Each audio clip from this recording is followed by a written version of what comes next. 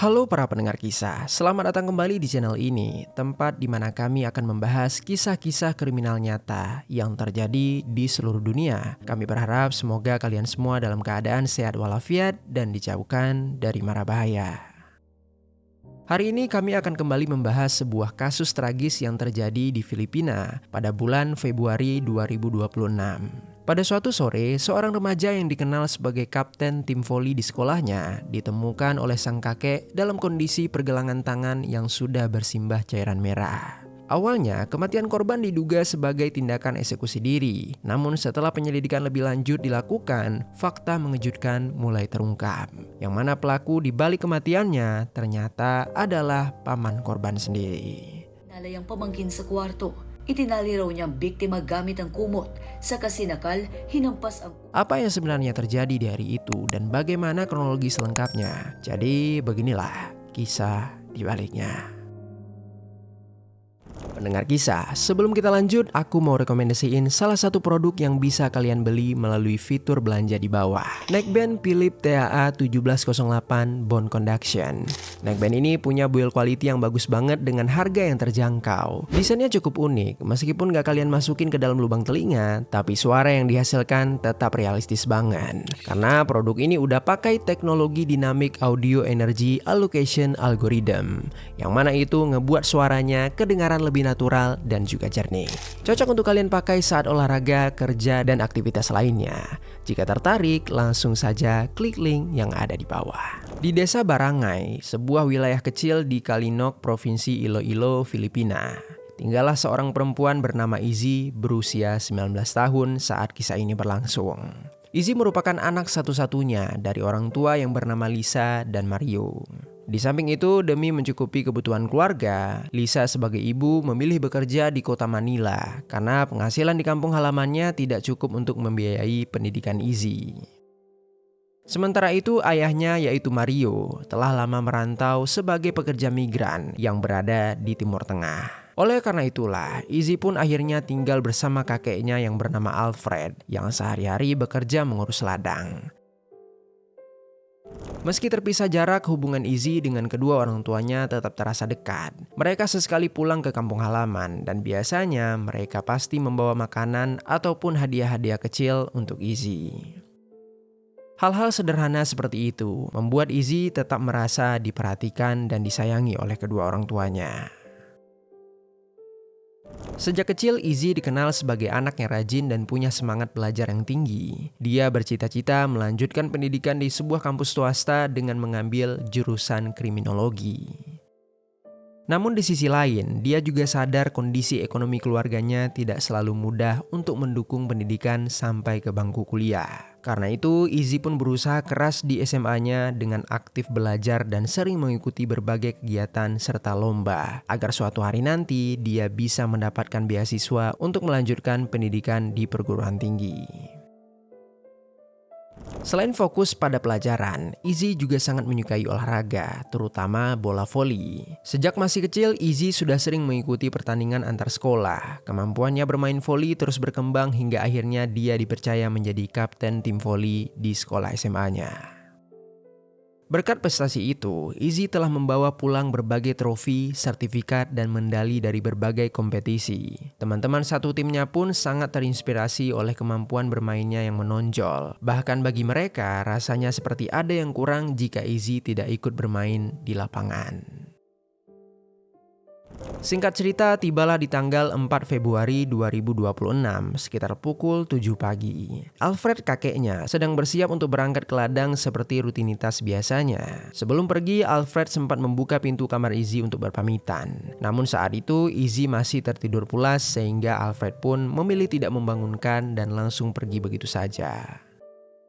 Beberapa jam setelah Alfred pergi, Izzy terbangun karena mendengar suara pintu rumah yang terbuka cukup keras. Setelah melihat jam, Izzy sadar kalau waktu masih terlalu pagi untuk kakeknya pulang dari ladang. Karena merasa penasaran, dia pun keluar dari kamar untuk memastikan siapa yang masuk ke dalam rumah. Dan saat itulah dia melihat pamannya sendiri yang bernama Buknoy sudah berdiri di dalam rumah. Izzy sempat bertanya untuk apa Bouknoy datang ke sana pagi-pagi. Bouknoy lalu menjawab dia ingin bertemu dengan Alfred. Lalu dia bertanya kemana Alfred pergi. Izzy kemudian menjawab kalau kakeknya sedang berada di ladang. Kemudian Bouknoy membalas lagi kalau dia ingin bertemu dengan Alfred karena ada sesuatu yang ingin dia bicarakan dan dia akan menunggu Alfred di ruang tamu. Mendengar itu, Izzy pun tidak bertanya lagi. Dia mempersilahkan pamannya itu duduk. Lalu Izzy pun langsung kembali ke kamarnya. Kemudian setelah beberapa menit duduk di ruang tamu, Bouknoy tiba-tiba merasa senang karena melihat ada kesempatan berduaan dengan Izzy di rumah tersebut. Sejak mereka sempat berbincang tadi, pandangan Bouknoy beberapa kali tertuju pada kecantikan Izzy. Padahal dia tahu Izzy adalah keponakannya. Lalu pikiran-pikiran jorok tersebut terus mengganggu di dalam otaknya. Selama beberapa saat dia mempertimbangkan sesuatu. Hingga akhirnya Bouknoy bangkit dari tempat duduknya dan berjalan perlahan menuju ke kamar Izzy. Saat mencoba membuka pintu, ternyata pintu itu tidak terkunci. Lalu Bouknoy melihat ke dalamnya dan tampak Izzy sudah kembali tertidur. Secara diam-diam, Bouknoy mendekat ke arah tempat tidur. Dan seketika, dia langsung menindih Izzy agar dia tidak bisa bergerak atau melawan. Izzy yang terkejut langsung terbangun. Dalam keadaan panik, dia berusaha melawan dan mendorong tubuh Bouknoy sambil berteriak meminta pertolongan. Tetapi kekuatan Bouknoy lebih kuat. Bouknoy dengan gerakan cepat langsung melakukan tindakan kepada Izzy. Tindakan tersebut benar-benar bejat. Bouknoy bukan hanya melakukan tindakan tapi dia juga sambil menekan leher Izzy dengan tangan kanannya. Tekanan itu perlahan-lahan membuat Izzy semakin kesulitan bernafas. Izzy tak berhenti melawan hingga membuat tenaganya semakin terkuras. Izzy kemudian menatap wajah Bouknoy yang berada sangat dekat di hadapannya. Bibirnya bergerak pelan seolah ingin bertanya mengapa dia melakukan hal sekejam itu. Tetapi sayangnya pertanyaan itu tak sempat terucap. Tak lama kemudian cekikan yang dilakukan Bouknoy kepada Izzy semakin kuat. Hingga akhirnya Izzy pun tewas dengan mengenaskan. Lalu ketika merasakan Izzy tak lagi bergerak, Bouknoy mencoba mengecek denyut nadinya dan ternyata benar Izzy sudah tak bernyawa. Meski begitu, Bouknoy tak berhenti. Bouknoy masih melakukan tindakan bejat tersebut dengan leluasa. Beberapa menit kemudian barulah Bouknoy puas. Lalu dia pergi ke dapur untuk mengambil sebilah pisau. Dengan pisau tersebut, Bouknoy menyayat pergelangan tangan Izzy. Dia berharap nantinya ketika Izzy ditemukan, maka orang-orang akan mengira Izzy melakukan aksi eksekusi diri. Setelah itu, Bouknoy menutup tubuh Izzy dengan sebuah selimut. Begitu selesai, Bouknoy segera kabur dari rumah tersebut.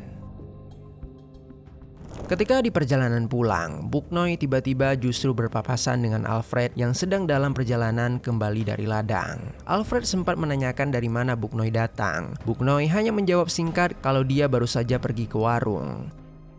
Karena tak merasa curiga, Alfred kemudian mengajak Bouknoy untuk ikut makan di rumahnya. Karena tidak ingin menimbulkan kecurigaan, Bouknoy pun menyetujui ajakan itu dan ikut kembali ke rumah tempat dia mengeksekusi Izzy. Beberapa waktu kemudian, Alfred mulai merasa heran karena Izzy belum juga bangun dari tidurnya. Padahal saat itu hari sudah beranjak sore. Dia beberapa kali memanggil Izzy untuk segera makan, namun tidak ada jawaban sama sekali dari dalam kamar. Karena merasa ada yang tidak beres, Alfred akhirnya memutuskan masuk ke dalam kamar Izzy. Dia melihat cucunya terbaring di tempat tidur dengan tubuh tertutup selimut. Alfred lalu menepuk kaki Izzy dengan pelan, tetapi Izzy masih tidak memberikan reaksi sedikit pun. Saat Alfred membuka selimut itu, dia langsung terkejut melihat pergelangan tangan Izzy yang sudah berlumuran cairan merah. Dalam keadaan panik, Alfred berteriak memanggil Bouknoy untuk meminta dia segera menghubungi petugas medis. Setibanya tim medis di lokasi, mereka langsung mengonfirmasi kalau Izzy telah meninggal dunia dan perlu segera dievakuasi untuk pemeriksaan lebih lanjut. Kemudian di dalam pemeriksaan itu, tim medis menemukan adanya kejanggalan di luka yang terdapat pada pergelangan Izzy. Kedalaman dan arah sayatan menunjukkan kalau pola luka itu tidak seperti biasanya pada kasus eksekusi diri. Akhirnya, tim medis mencoba mengkomunikasikan hal tersebut kepada pihak keluarga. Keluarga memberikan keterangan kalau hubungan Izzy dengan keluarganya sangatlah baik. Bahkan apapun yang ingin dicapai Izzy juga selalu didukung oleh kedua orang tuanya.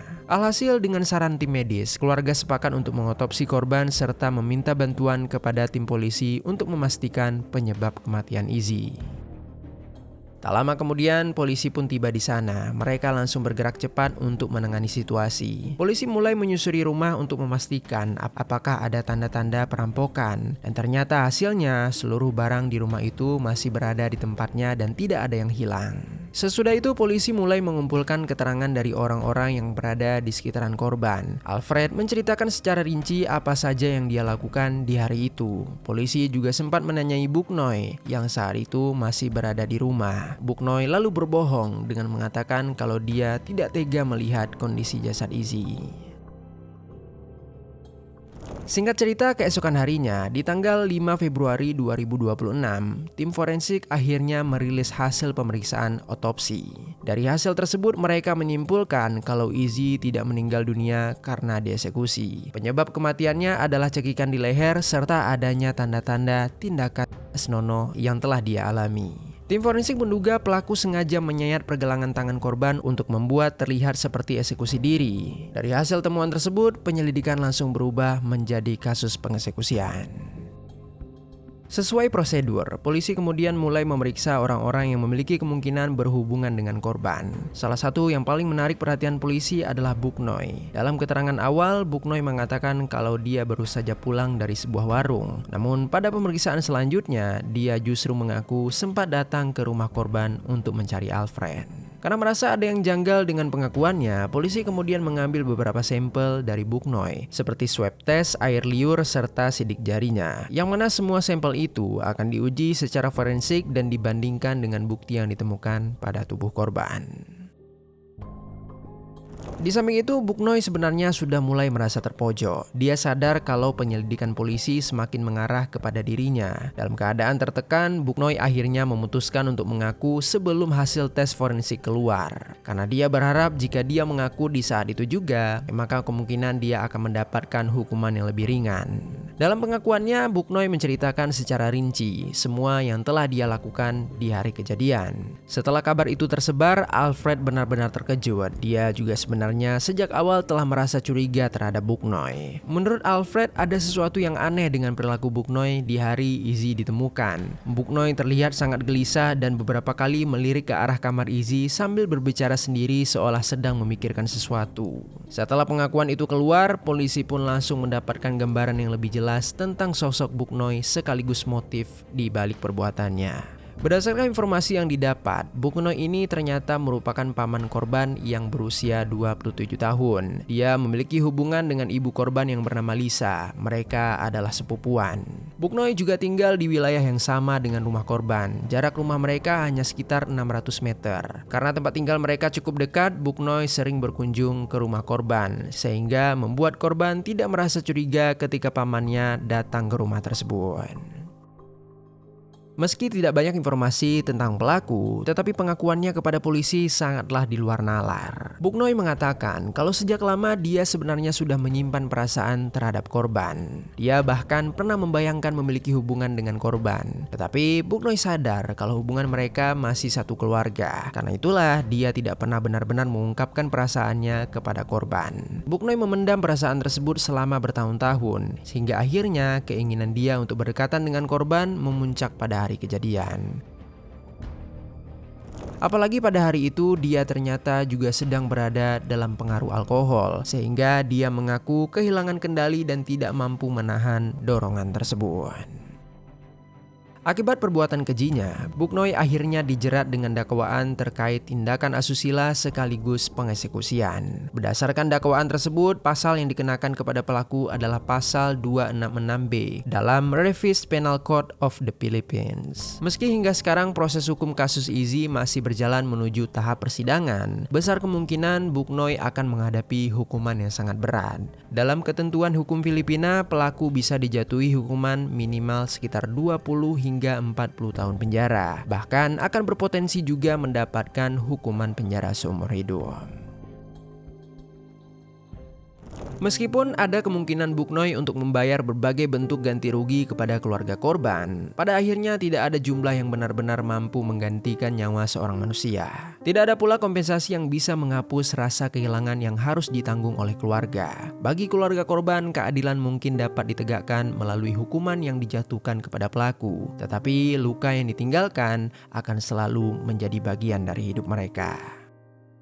Tak hanya pihak keluarga, tetapi seluruh kerabat dekat korban, terutama tim voli sekolah korban, merasa sangat terpukul dengan kepergian kapten tim mereka. Kasus ini kembali mengingatkan masyarakat pada masalah sosial yang masih sering terjadi, yaitu hubungan tidak pantas dalam lingkup keluarga yang berujung pada kekerasan. Menurut salah satu organisasi anti kekerasan seksual yang bernama RAIN, sebagian besar pelaku tindakan tak senonoh justru berasal dari orang terdekat korban. Sekitar 59% pelaku adalah orang yang dikenal korban, 34% merupakan anggota keluarga, dan hanya 7% yang benar-benar adalah orang asing. Pola kasus seperti ini seringkali memiliki kemiripan ketika perasaan terlarang yang dipendam dalam waktu yang lama berubah menjadi tindakan kejahatan yang merenggut nyawa orang terdekat.